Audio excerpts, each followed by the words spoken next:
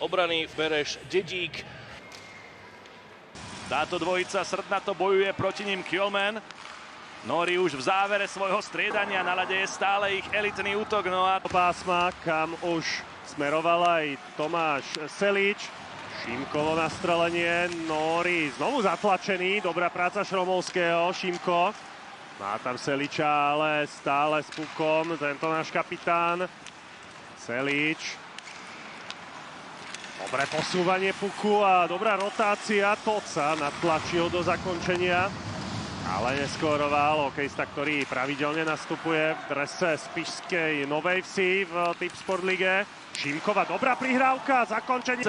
našich vylúčených by sa mal vrátiť na ľadovú plochu. Teraz už hráme v oslabení o jedného muža a dokonca môžeme ísť dopredu. Škoda.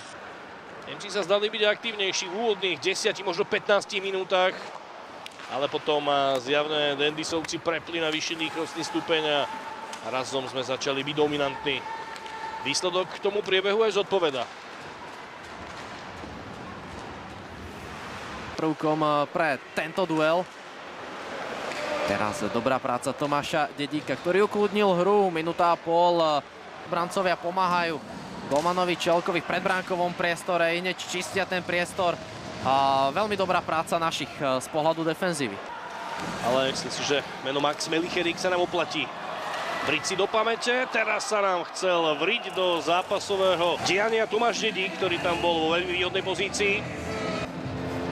Ale odchovanec bratislavskej Hobby svoj prvý gól na turnaji nedosiahol. Aj preto, že Patrik Spluminc ukazuje takisto svoju kvalitu. Nestrelili a tak náznak príležitosti našich. Avšak zažehnaný a teraz prečísenie 2-1. Musíme si dať pozor, výborný defenzívny zákrok od nášho obrancu. Ešte krížna prihrávka. A opäť musíme len a len chváliť našu defenzívnu činnosť. Bol to Tomáš Dedík, ktorý fantasticky zblokoval prihrávku. Naozaj potlesk pre Dedíka za tú dvojnásobnú defenzívnu prácu. Držíme puk. Strela až teraz. Pluminc vyraže ešte dorážka, ale z predbrankového priestoru sme puk nedokázali